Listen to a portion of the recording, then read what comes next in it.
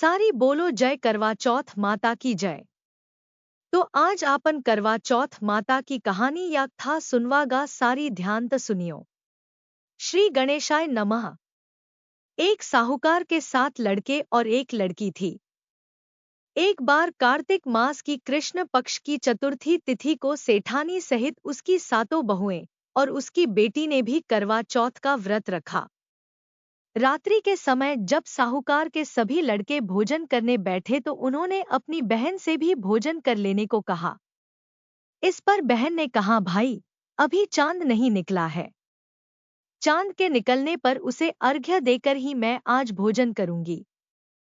साहूकार के बेटे अपनी बहन से बहुत प्रेम करते थे।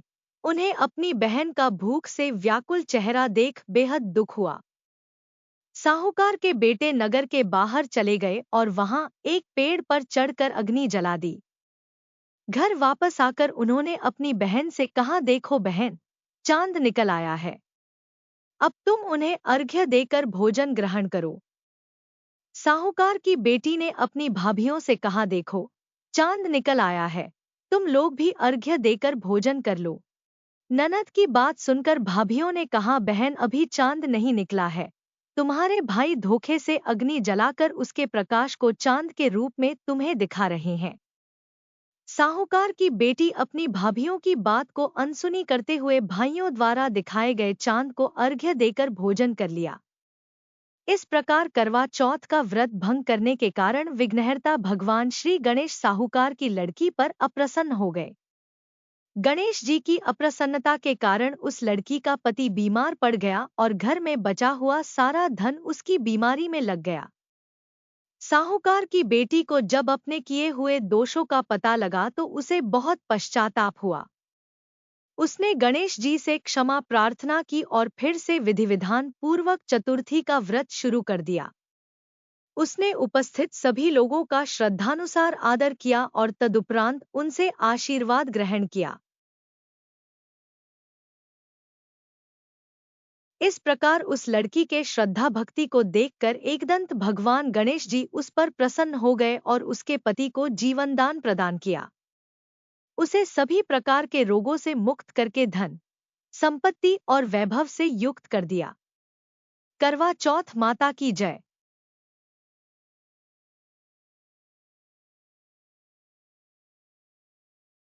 चलो बहनों, अब सुनते हैं गणेश जी की कहानी।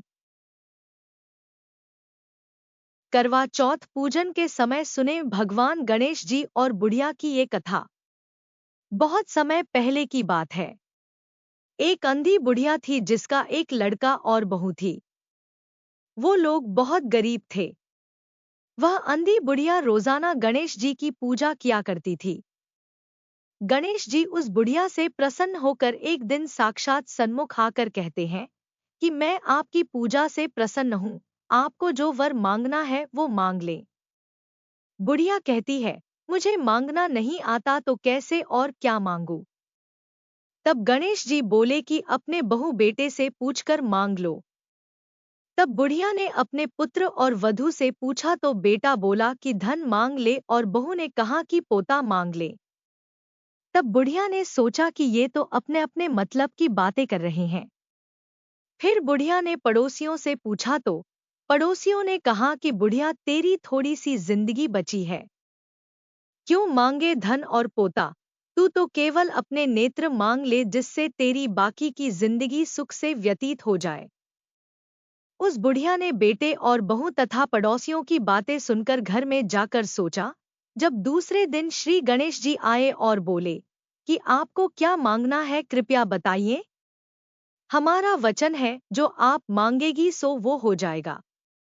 गणेश जी के वचन सुनकर बुढ़िया बोली, हे गणराज, यदि आप मुझ पर प्रसन्न हैं तो मुझे 9 करोड़ की माया दे, निरोगी काया दे, अमर सुहाग दे, आंखों में प्रकाश दे, नाती पोते दे और समस्त परिवार को सुख दे, फिर अंत में मोक्ष दे।